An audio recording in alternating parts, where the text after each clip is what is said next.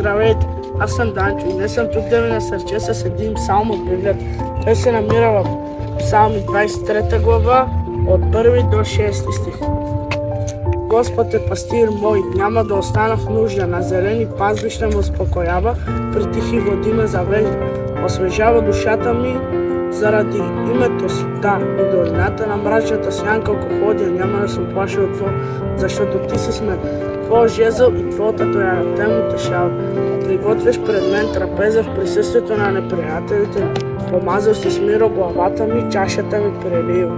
Наистина благост и мил ще ме следват през всичките дни на живота ми и аз ще живея завинаги в дома Господня.